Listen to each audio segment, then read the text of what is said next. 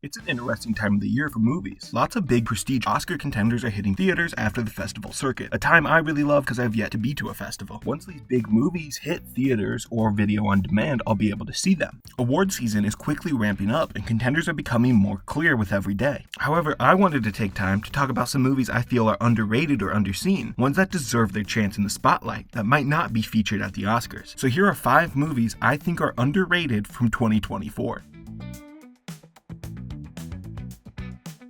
We start off with India Donaldson's debut feature, The Good One. I'm going to largely avoid spoilers in this video, just talk about my thoughts in broad strokes, in hopes you will seek these movies out for yourself. Good One is a slow, serene movie. It's about a 17-year-old Sam going on a trip with her dad Chris and his friend Matt. They do the typical bickering back and forth and ego battling of older men. Chris is separated from Sam's mom, having recently remarried and had a child with a much younger woman, and Matt is recently divorced from his wife after cheating on her. The two dads are a mess and rely on Sam to help them throughout these times. She turns into a quasi-caretaker therapist at multiple points throughout the movie. One thing I love about this is Sam as a character. She's so fleshed out and full. She is also gay, but the movie doesn't present it as some big part of the story. It just so happens that the main character is gay. I think it's great to see queer representation heading in this direction, where it's not so much the focus, but something that just happens. Sam struggles with this trip, wanting to spend time with her father and bond with him, but also being upset about him quickly moving on to a different woman and having a baby so soon after the parents' divorce. She struggles hearing Chris and Matt talk about their relationships as good buddies would, her not wanting to hear her dad talk about her mom in this way, and not wanting to be this involved in her dad's friend's life. Sam is remarkably level-headed. Her feelings are never obnoxious, instead real and understandable human emotions. On that note, this movie is deeply emotional and moving. Sam is such a relatable character, you feel for her in every moment of pain. There is something that happens which shakes her to the core, leaving her feel wrecked, and I felt every emotion she did. I wish I could cry at movies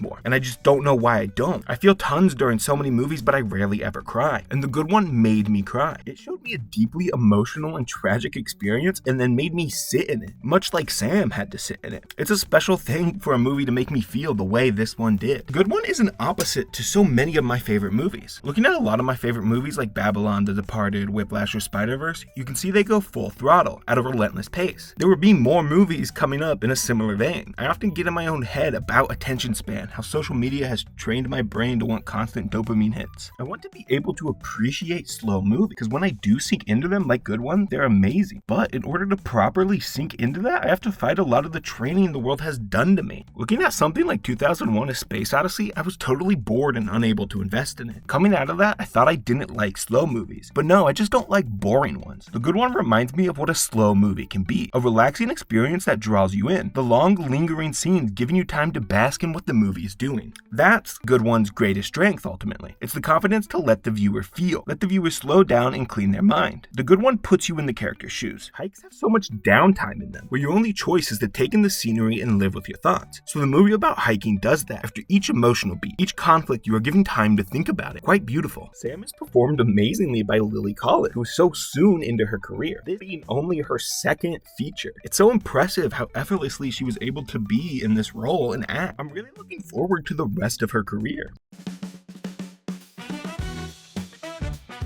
Kill is an action thriller Hindi language film in the niche but awesome genre of a cop or military personnel trapped in a space with the loaded bad guys they have to kill. Much like Die Hard or The Raid, Kill feels so much like a spiritual successor to The Raid. They're both masterclasses on engaging, bloody, impactful, close combat action films. This is brutal, almost too brutal at points. The violence is unrelenting at a certain point. Kill takes place almost entirely on a train. 2 commandos board the train, Amit and Varesh. Amit's girlfriend, Taluka, and her family are on the train. A group of bandits board and start to rob people. They find Tulika's father, a wealthy businessman, and capture him. In a scuffle, Varesh kills one of the bandits, leading to an all-out war on the train. The 2 commandos trying to save everyone and make it out alive, while the bandits are focused on murdering them and continuing to take the man hostage. The first 40 minutes of this are building tension, stakes, and characters. Then there is a burst of violence and the title screen finally comes in. I love delayed title cards so much. It's epic, impactful, and the movie has finally arrived and is ready to go. From this point on, the violence gets more frequent and bloodier, more harsh. This movie is not for the weak stomach. Not many movies portray violence in the way Kill does. It doesn't make the fight scenes feel cinematic dramatic or epic. Instead, every punch or slash is realistic and dirty. It's gritty, and every fight has real impact and loss to it. Not every movie can or should be kill. If a person only watches ultra-realistic violence murder sprees, that's a red flag. I couldn't stomach watching a movie like this every day, but I do have room for it occasionally. They should come around only so often. And Kill is a movie I don't think the American system could produce. One so desensitized and violent. A movie not for everyone. To get an action movie that focuses so much on the violence and action is refreshing when we look at so many of the other comedy-filled MCU-style action movies we get.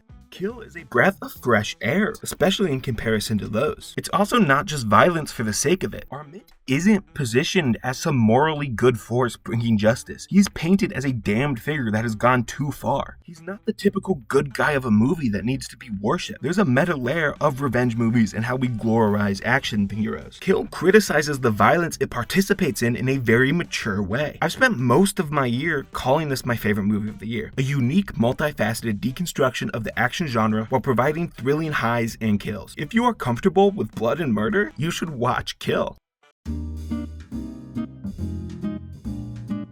Now, before you react, hear me out. Joker 2 is unique in this video. I would honestly recommend the other 4 movies. They're great and I love them, but I wouldn't call this one a great movie. It's currently sitting at 47 out of 80 in my yearly rankings. I have problems with this movie, but I still think it's underrated because people hate on this thing so much, especially compared to the first one. Hot take incoming, Folie clears Joker 1, a better movie that knows what it wants to be and has no shame. This is mostly just Joker 1, but with Lady Gaga.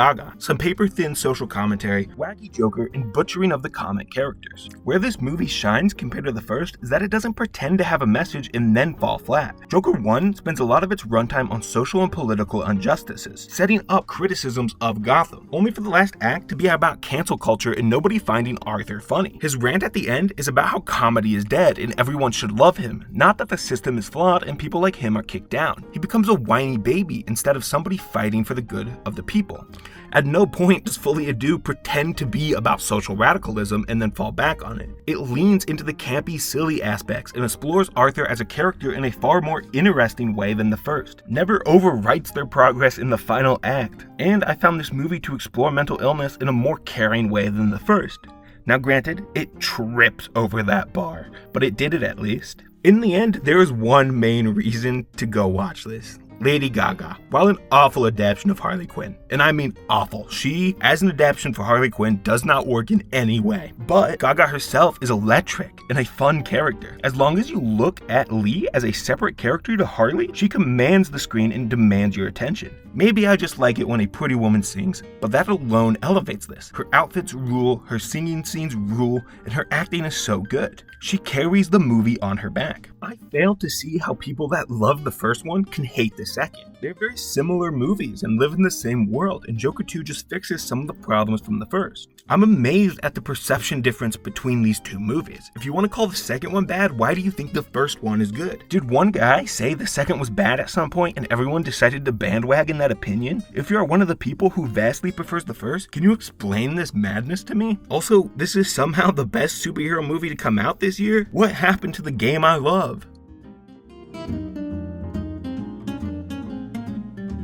This was my first favorite movie of the year. I watched it early on and fell in love with it despite its problems. And as the year has gone on, it has kind of fallen out of my thought process a little bit. I need to go rewatch it to see if it holds up still. And writing this script for it has made me want to rewatch it. Harriet is mourning the death of her boyfriend from 2 years ago. She is still deeply affected by it. She also has this weird ability to time travel and relive moments from her past when she hears certain songs only, which is a really interesting way to look at grief. How certain little memories can trigger flashbacks and make you feel so deeply. Something as simple as a song can plunge her back into the darkness of 2 years ago. Harriet meets David at a support group for people who are grieving. As he lost his parents recently, they bond over their shared trauma and interest in music. There is a great structure here, and I love the pieces of it. The idea of being stuck in the past and mentally returning there when hearing certain songs is really interesting. However, the movie loses me a little bit when we enter the sci-fi part. Harriet talking about seeing the future or time traveling to the past, I just get a little bit lost and disinterested. But the high points far outweigh the negatives. Harriet and David are really cute together, and I rooted hard for their relationship. They both gave really heartfelt performances, especially Lucy Bolton. She performs the anxiety and fear of the past and future so well. Pretty much every scene where Harriet and David are together is fun and cute, particularly the silent disco scene. It's so adorable. Every time they talk, it warms my heart and makes me forget about the weaker sci-fi element. The Greatest Hits is a romance movie that tries things, tries to be more than just a typical romance movie, which I love to see.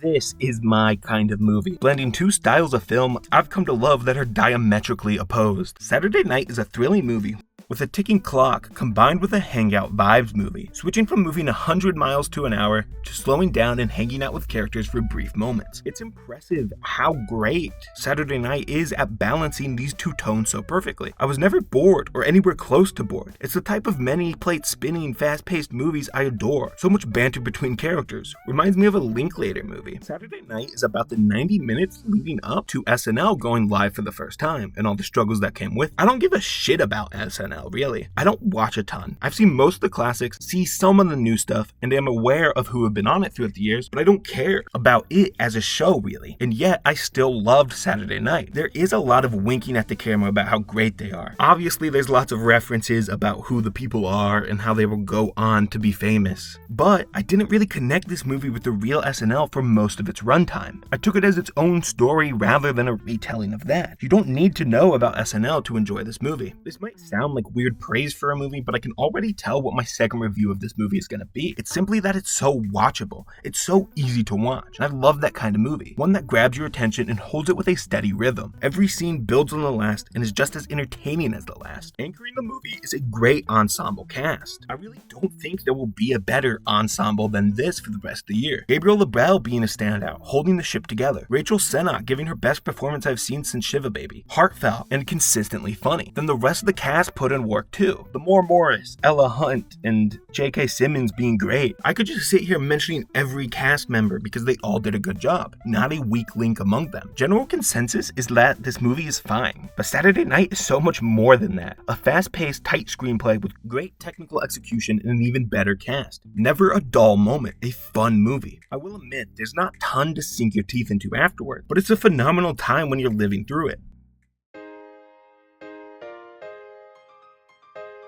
A lot of film discussion can center around the same few movies, people bringing up the same points over and over. In any given year, there are dozens of movies that go underappreciated. And in a year like this, where there have been some truly awful cash grabs and bottom-of-the-barrel movies, these ones stand out as gems. Reminders that Hollywood is not dying in the way so many pretend it is. There are good movies coming out all the time. You just have to look for them. And you should give these movies the chance. I want to spread the idea that there are options in what you can watch. You don't need to watch what is in theaters or the IP stuff that keeps getting pushed out. If you enjoyed this video, like and subscribe, comment or share. It would be greatly appreciated. Thank you for watching.